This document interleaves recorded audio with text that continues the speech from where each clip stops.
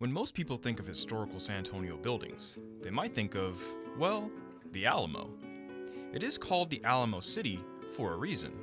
But what people might not realize is that San Antonio history is a whole lot more than just the Alamo.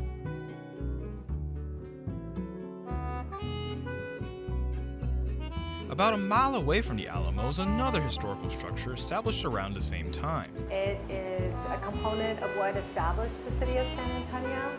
It's what historians call a palace. We're standing in the Spanish Governor's Palace, which is actually the last remnants of the Presidio de Bejar. And this is probably the original portion of the structure here that was established in 1722. This is where the Spanish had their first permanent military presence in San Antonio. It dates back to the early 1700s when Spain still claimed all of this territory. Back then, the structure was just as one room, built for the captain of the garrison. And during that time, we didn't have a downtown. It was, it was very rustic, the frontier. And this is so the captain would have come with minimal belongings, and it would have been a live-work situation where he would have lived and worked here in this small space at the time. Clearly, the now big space evolved from that small space. In 1749, a later captain added rooms to the building.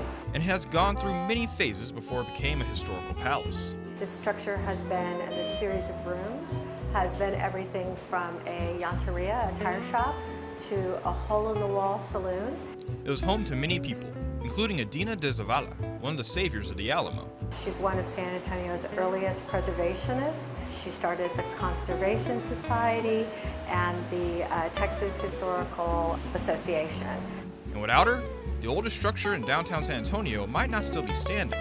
And so she came to the city and asked that this building be saved, and so the city purchased it.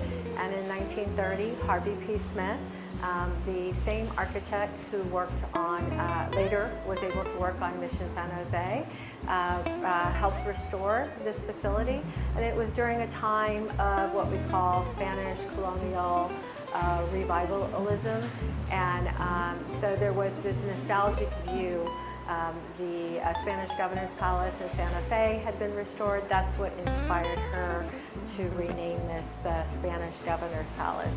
In 2010, the palace was restored, but a lot of the features were saved from 1930 to help the historical structure remain, well, historical. I think there was a risk of losing, and we had lost a couple of structures, and so this group of women came together, that's now known as the San Antonio Conservation Society, and really made it a point to make sure that our history and culture was preserved.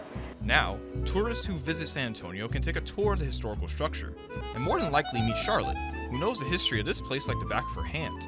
She'll take you from the entrance and living room that were added in 1749. This was the main living area for the family.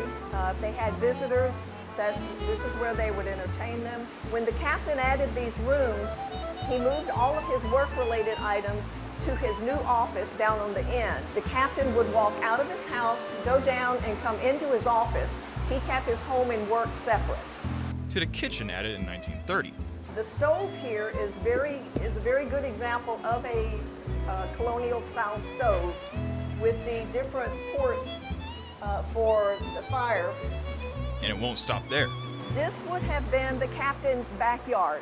He would have had a vegetable garden, probably would have had chickens and maybe a milk cow. He might have kept his horses in the back here. So while it's not as iconic or recognizable as the Alamo, this structure, just a mile away, can definitely hold its own chapter in the San Antonio history book. Inside the Spanish Governor's Palace, I'm Marcus Risen, Ken's 5.